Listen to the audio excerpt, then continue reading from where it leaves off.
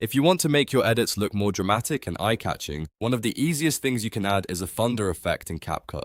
This is a great way to create tension, emphasize a beat drop, or give your video a more cinematic feel. In this video, I'll show you exactly how to add a thunder effect in CapCut step by step, and by the end, you'll know how to apply it and adjust it so it looks just right. If this tutorial helps, make sure to hit the like button and subscribe for more easy CapCut guides. Alright, let's jump in.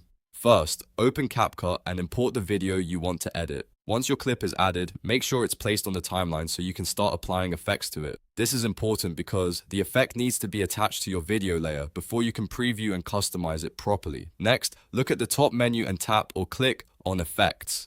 This is where CapCut keeps its built-in visual effects, and it's the main section you'll use for adding dramatic overlays like thunder, lightning, flashes, and other cinematic elements. Once you open Effects, choose Video Effects. That will bring up a list of effect categories you can browse through. Now scroll through the categories and look for Nature or Decor. These categories often contain visual effects that work well for weather-style looks, glowing highlights, and atmospheric transitions. If you don't want to search manually, you can also use the search bar and type in lightning or thunder. Depending on the version of CapCut you're using, the effect name may vary slightly, but those keywords should help you find the closest match quickly. Once you find the thunder or lightning effect you want, tap it to apply it to your video. CapCut will automatically add it to the timeline and you should be able to preview it right away.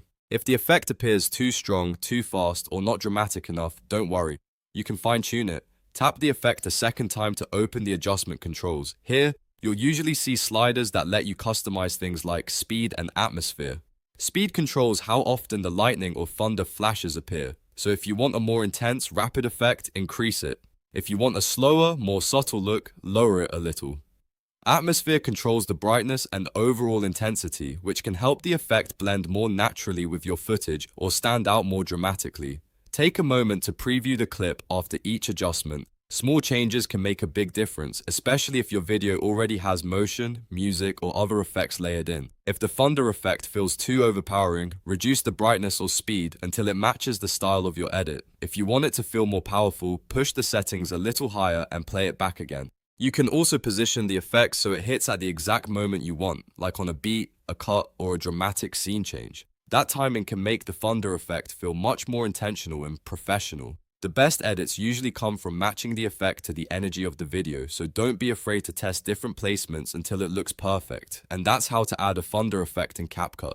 It only takes a few clicks, but it can instantly make your video feel more intense, more dynamic, and much more engaging. If this tutorial helped you, please like the video, subscribe to the channel, and stay tuned for more quick CapCut editing tips. Thanks for watching, and I'll see you in the next one.